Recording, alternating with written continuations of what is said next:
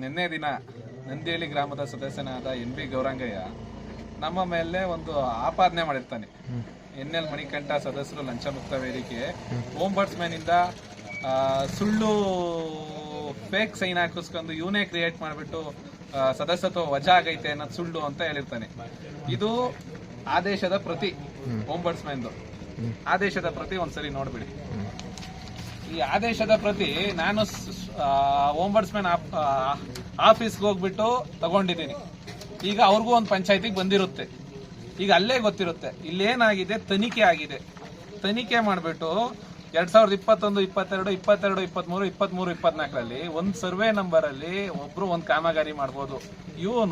ಇವರ ಅತ್ತಿಗೆಯರ ಹೆಸರಲ್ಲಿ ಒಂದು 5 ಜನದ ಹೆಸರಲ್ಲಿ ಕಾಮಗಾರಿ ಮಾಡೋನೆ. ಅದು ದಾಖಲೆನೂ ಇಲ್ಲ. ಸ್ಥಳ ಪರಿಶೀಲನೆಗೆ ಬಂದಿದ್ರು ಓಂಬರ್ಟ್ಸ್ಮನ್. ಇವನು ಇದ್ದ ಯಾವತ್ತು 18/1/2023 ಆ ಸ್ಥಳ ಪರಿಶೀಲನೆಯಲ್ಲಿ ಅಲ್ಲಿ ಕೆಲಸನೇ ಆಗಿಲ್ಲ. ಕೆಲವರೆಲ್ಲ ಹೇಳಿದ್ದಾರೆ, ನಿಮಗೆ ನೀವು ಬಂದಾಗಲೇ ಗೊತ್ತಾಗಿರೋದು ಸರ್, ನಾವು ಕೆಲಸನೇ ಮಾಡಿಸಿಲ್ಲ ಅಂತ. ಈಗ ಇವ್ರು ಹೇಳೋ ಪ್ರಕಾರ ಜಡ್ಜ್ಮೆಂಟ್ ನೇ ಅವನೇ ಮಾಡೋದೇ ಕಂಟೆಂಪ್ಟ್ ಮಾಡ್ತಾನೆ. ಕಂಟೆಂಟ್ ಆಫ್ ಜಡ್ಜ್ಮೆಂಟ್ ಅಂದ್ರೆ ಓಂಬರ್ಟ್ಸ್ಮನ್ ಮೇಲೆ ಅವನಿಗೆ ನಂಬಿಕೆ ಇಲ್ಲ. ಅವ್ರು ಕೊಟ್ರೆ ಆದೇಶನೇ ಇವನು ನಿಂದನೆ ಮಾಡ್ತಾವನೆ. ಇಲ್ಲಿ ಏನ್ ಹೇಳಿದ್ದಾರೆ, ಅವ್ರು ಶಿಫಾರಸ್ ಮಾಡಿದ್ದಾರೆ. ತನಿಖೆ 2 ವರ್ಷ ಮಾಡಿರೋದೆ, ಎನ್ಕ್ವೈರಿ ತನಿಖೆ ಎಲ್ಲ ಆಗಿ ಒಂದಿನ ನೋಟಿಸ್ ಕೊಡ್ತಾರೆ. ನೆಕ್ಸ್ಟ್ ನಾನು PDO ಹೋಗ್ಬೇಕು, PDO ಗೈರಾಜರಾಗ್ತಾರೆ. ನೆಕ್ಸ್ಟ್ PDO ಅವ್ರು ಬರ್ತಾರೆ, ಸ್ಥಳ ಪರಿಶೀಲನೆ ಆಗುತ್ತೆ, ಪಂಚಾಯತಿಲಿ ದಾಖಲೆ ಪರಿಶೀಲನೆ ಮಾಡ್ತಾರೆ. ಈ ಎಲ್ಲಾ ಪ್ರೋಸೆಸ್ ಅಲ್ಲಿ ಓಂಬರ್ಟ್ಸ್ಮನ್ ವೆರಿಫಿಕೇಶನ್ ಮಾಡಿ ಈ ಆದೇಶ ಹೊರಡಿಸಿದ್ದಾರೆ. ಈ ಆದೇಶದಲ್ಲಿ ಏನಿದೆ, ಗೌರಂಗಯ್ಯ ಮತ್ತು ತೊರೆಮನೆ ಗ್ರಾಮದ ಮಂಜುನಾಥ್ ಇವರಿಬ್ಬರ ಸದಸ್ಯರನ್ನ ರದ್ದುಗೊಳಿಸಿ ಹಾಗೂ ಎದುರುದಾರಗಳಾದ ಅಧ್ಯಕ್ಷರು, ಪಂಚಾಯತಿ ಅಭಿವೃದ್ಧಿ ಅಧಿಕಾರಿಗಳು, ತಾಂತ್ರಿಕ ಸಹಾಯಕರು, ತಾಂತ್ರಿಕ ಸಂಯೋಜಕರು, ಡಾಟಾ ಎಂಟ್ರಿ ಆಪರೇಟರ್ಗಳು ಹಣ ದುರುಪಯೋಗಪಡಿಸಿಕೊಂಡು ಸಿಬ್ಬಂದಿಗಳಿಗೆ ಅನುಗುಣವಾಗಿ 2,60,66,000 ಹಣ ವಸೂಲಿ ಮಾಡಲು ಸರ್ಕಾರಕ್ಕೆ ಅವ್ರು ಶಿಫಾರಸ್ ಮಾಡಿದ್ದಾರೆ. ಅದೇನಿರೋದು ಓಂಬರ್ಟ್ಸ್ಮನ್ ಅಂದ್ರೆ ಅದು ಸಂವಿಧಾನದ ಅಡಿಯಲ್ಲಿ ಬಂದಿರೋ ಅದೊಂದು ತನಿಖಾ ಸಂಸ್ಥೆ.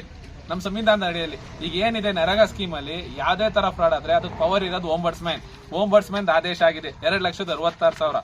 ಅಲ್ಲಿ ನಮಗೆ ಇಲ್ಲಿ ಕರೆಕ್ಟ್ ಆಗಿ ಕೊಟ್ಟಿದ್ದಾರೆ 2,60,000ದಲ್ಲಿ ಯಾವ ವರ್ಷ ಏನೇನಾಗಿದೆ ಅಂತ.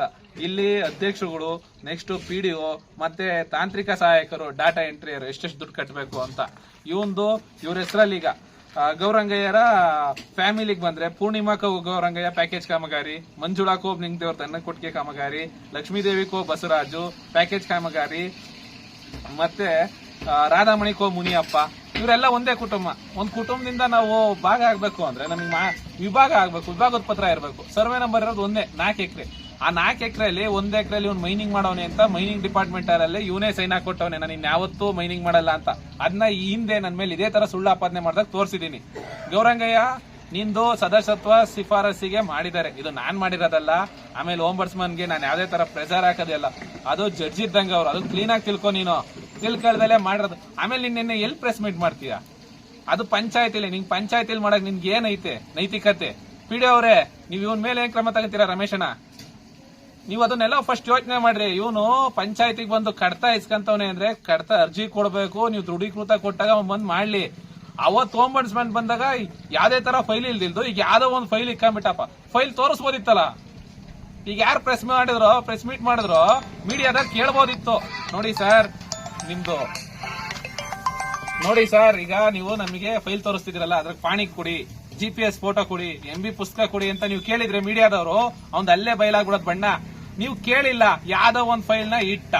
ಈ ತರ ಎಲ್ಲಾ ಮಾಡ್ಬಿಟ್ಟು ಗೌರಂಗಯ್ಯ ಫುಲ್ ಫ್ರಾಡ್ ಮಾಡಿದ್ದಾನೆ. ಇವಂದು ನಾವು ಕೇಳಿದಿಷ್ಟೇನೆ, ಸದಸ್ಯತ್ವ ವಜಾ ಆಗ್ಬೇಕು ಅಂತ. ಯಾಕೆಂದ್ರೆ ಇವ್ರ ಫ್ಯಾಮಿಲಿ ಹೆಸರಲ್ಲಿ ಇವ್ನ ಮೆಂಬರ್ ಆಗಿ ಮಾಡಿರೋದು. ಅದು ತನಿಖೆಯಲ್ಲಿ ಎಲ್ಲಾ ತರನು 2 ವರ್ಷ ತನಿಖೆ ಆಗ್ಬಿಟ್ಟು ಆದೇಶ ಬಂದಿದೆ. ಈ ಆದೇಶಕ್ಕೆ ನನ್ನ ಸಂಪೂರ್ಣ ಇದು ಸತ್ಯಕ್ಕೆ ಜಯ. ಇದು ಎಲ್ಲಾ ಕಡೆ ಒಂದು ಮಾದರಿ ಆಗುತ್ತೆ. ಈ ತರ ಮಾದರಿ ಆಗಿ ಈಗೊಂದು ಗಾದೆ ಇದೆ ನಮ್ಮ ಹಳ್ಳಿ ಸೈಡು, ನಾ ಕಳ್ಳ ನಾ ಪರರು ನಂಬಲ್ಲ ಅಂದ್ರೆ ನಾವು ಕಳ್ಳರು, ಬೇರೆ ಮೇಲೆ ನಾವ್ ಹೆಂಗ್ ನಂಬಿಕೆ ಇಡ್ತೀವಿ?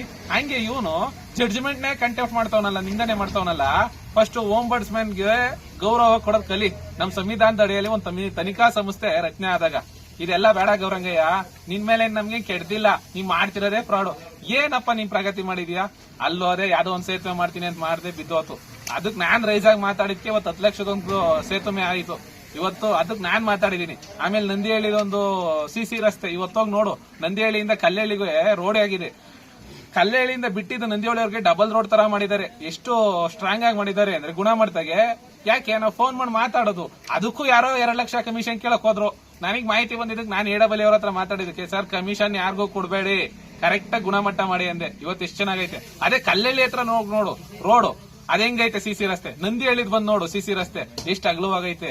ಫಸ್ಟ್ ಇದನ್ನ ತಿಳ್ಕೊ, ನೀನ್ ಮಾಡ್ತೀಯಾ? ನಮ್ಮೂರ್ ಪ್ರಗತಿ ಮಾಡು. ನೀನ್ ಮಾಡದ್ ಯಾವ್ದು ಈಗ ವಾಲಿಬಾಲ್ ಕ್ರೀಡಾಂಗಣ ಅಂದ್ರೆ ನೀನ್ ಬರೀ ಸಿಮೆಂಟ್ ಹಾಕಿ ಕೈ ಬಿಡದ, ಸಿಂಥೆಟಿಕ್ ಎಲ್ಲ ಹಾಕಿದ್ಯಪ್ಪ, ಕೋರ್ಟ್ ಎಲ್ಲ ರೆಡಿ ಮಾಡಿದ್ಯಪ್ಪ, ನಿನ್ಗೆ ಅದಕ್ಕೆ 5 ಲಕ್ಷ ಕೊಡ್ಬೇಕಾ? ಗುಣಮಟ್ಟದ ಪ್ರತಿ ಎಲ್ಲಪ್ಪ. ಇವೆಲ್ಲ ನೀನ್ ಏನ್ ದುಡ್ಡು ಮಾಡ್ಬೇಕು ಅಂತ ಬಂದಿದ್ಯಾ? ಊರ್ ಉದ್ಧಾರ ಮಾಡು, ಸರಿನಾ? ಆಮೇಲೆ ಕೋರ್ಟ್ ಕಂಟೆಂಪ್ಟ್ ಆಫ್ ಕೋರ್ಟ್ ಹೋಗ್ಬೇಡ, ಕಂಟೆಂಪ್ಟ್ ಮಾಡಬೇಡ. ನಿನ್ನೆ ಯಾಕೆ ಮಾಡ್ತೀವಿ ಜಡ್ಜ್ಮೆಂಟ್ ನ? ಹೋಗು ಮೇಲ್ಮನವಿಗೆ, ನೋಡೋಣ, ಗೆದ್ಕೊಂಬಾ, ಸರಿನಾ? 23-24 ಸಾಲಿನಲ್ಲಿ ಒಂದು ಸರ್ವೆ ನಂಬರ್ ಅಲ್ಲಿ 104/1ರಲ್ಲಿ 1 ಎಕರೆ 2 ಎಕರೆ 20 ಗುಂಟೆ ಜಮೀನಲ್ಲಿ ಯಾವುದೇ ಆದ ನಾವು ಕಾಮಗಾರ ಮಾಡಿಲ್ಲ. ಅದಕ್ಕೆ ನಮ್ಮದು ಹೆಸರಲ್ಲಿ ಇರೋಂಥ ಜಮೀನಲ್ಲಿ ಕಾಮಗಾರ ಉದಿಬದ ಮತ್ತು ಕೃಷಿ ಹೊಂಡ ಹೊಡೆದು ಅಂತ ಹೇಳ್ಬಿಟ್ಟು ಬಿಲ್ ಮಾಡ್ಕೊಂಡಿದ್ದಾರೆ. ಅದು ಯಾರಿಗೂ ಹೋಯ್ತು, ಯಾರಿಗೆ ಅಕೌಂಟಿಗೆ ಸೇರಿತಿ, ಯಾರು ಜಾಬಿಗೆ ಹೋಗಿತ್ತು ಅಂತ ಗೊತ್ತಿಲ್ಲ. ನಾವು ಜಿಲ್ಲಾಧಿಕಾರಿಗಳು ಹೋಗಿ ಅರ್ಜಿ ಹಾಕಿ ಕೇಳ್ಕೊಂಡು ಅವಾಗ ಒಬ್ಬ ಬ್ಯಾಟ್ಸ್ಮನ್ ಬಂದು ನಮ್ಮ ಜಮೀನ್ ಹತ್ರ ಪರಿಶೀಲನೆ ಮಾಡಕ್ ಬಂದಾಗ ನಮಗೆ ಗೊತ್ತಾಯ್ತು ಹಿಂಗ ಆಗೈತೆ ಅಂತವ. ಇವ್ರು ಇನ್ನೂ ಎಷ್ಟು ಅಕ್ವೈರ್ ಮಾಡ್ಕೊಂಡು ತಿಂದಿರಬಾರ್ದು. ಈ ರೀತಿ ಇನ್ನು ಎಷ್ಟೋ ಆಗಿದೆ. ಪಂಚಾಯತಿ ಒಳಗೆ ಇದನ್ನ ಎಲ್ಲದನ್ನೂ ತನಿಖೆ ತಗೊಬೇಕು ಅಂತ ಕೇಳ್ಕೊಂತೀವಿ. 2023-24ನೇ ಸಾಲಿನಾಗೆ ನಮ್ಮ ತಿಮ್ಲಾಪುರ ಗ್ರಾಮ ಪಂಚಾಯತಿಯಿಂದ ಕರೆಮನೆ ಸದಸ್ಯರಾದ ಮಂಜುನಾಥ್ ಅಧ್ಯಕ್ಷರಾಗಿದ್ದ ಕಾಲದಲ್ಲಿ ಇದೇ ಸರ್ವೆ ಸುಮಾರು ನರೇಗಾ ಉದ್ಯೋಗ ಖಾತ್ರಿ ಯೋಜನೆಯಲ್ಲಿ ಸುಮಾರು ಈ ಥರ ನಡೆದಿದ್ದಾವೆ.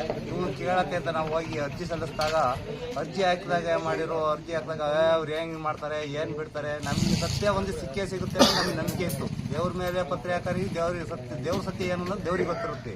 ಇದು ದುರುಪಯೋಗ ಮಾಡಿಸಿ ತಿನ್ನೋರಿಗೆ ಅವ್ರಿಗೆ ಯಾವುದೇ ಸತ್ಯ ಇರಲ್ಲ. ಅವರು ಒಂಥರ ಅಲ್ಲಿ ಆಫೀಸಲ್ಲಿ ಕೊಡೋದಕ್ಕೆ ಏನೋ ಒಂಥರ ಉದ್ದ ಮಾತಾಡೋದು.